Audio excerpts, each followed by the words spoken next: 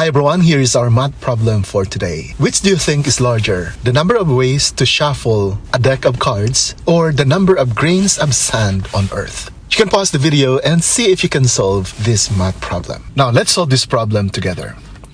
According to the science writer David Blattner in his book Spectrums, a group of researchers at the University of Hawaii tried to calculate the number of grains of sand. And this is what they found. If you assume a grain of sand has an average size and you calculate how many grains are in a teaspoon and then multiply by all the volume of the beaches and deserts in the world, the Earth has roughly 7.5 times 10 to the 18 grains of sand. That is equivalent to 7 quintillion 500 quadrillion of grains. That's a big number. That is approximately equal to 7.5 times 10 raised to the 18th. If you find the number of ways 52 cards can be rearranged uniquely, we are going to permute 52 objects taken 52 at a time. And that is equivalent to 52 times 51 times 50 until times 2 times 1. The reasoning behind is to get the first card, initially you have 52 cards to choose from. But once you chose the first card, there are only remaining 51 cards for the next place. And once these first 2 cards are already chosen, there are only 50 remaining cards that you can choose from for the third place. And continue the pattern so that for the last place, you only have 1 card to choose from. Another way of computing this permutation is to use this formula. The permutation of n objects permuted r at a time is equal to n factorial over the quantity n minus r factorial. So in this case, our n is 52, our r is 52. And so substituting now in the formula, we have 52 factorial over the quantity 52 minus 52 factorial. And the denominator becomes 0 factorial, but by definition 0 factorial is equal to 1. So we have 52 factorial over 1, or simply 52 factorial, which is expanded as 52 times 51 times 50 all the way up to 1. And what is the value of this long multiplication? Its value is this big number.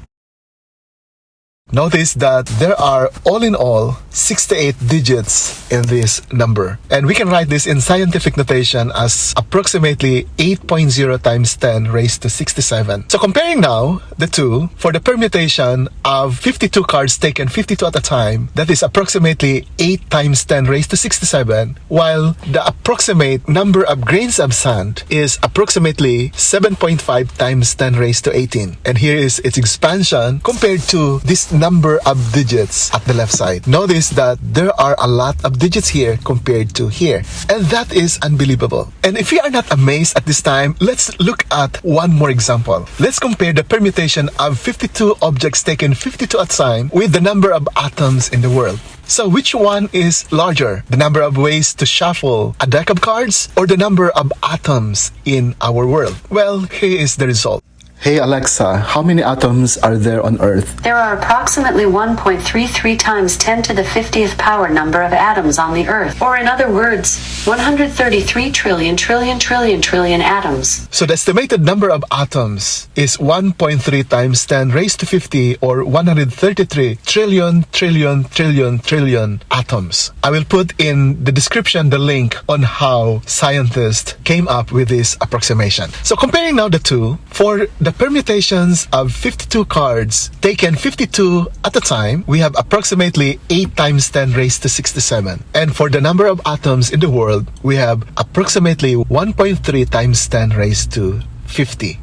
And obviously, the number at the left side is bigger than the number at the right side. When I learned about this, I cannot believe that there are more ways you can rearrange a deck of cards compared to the number of atoms in the world.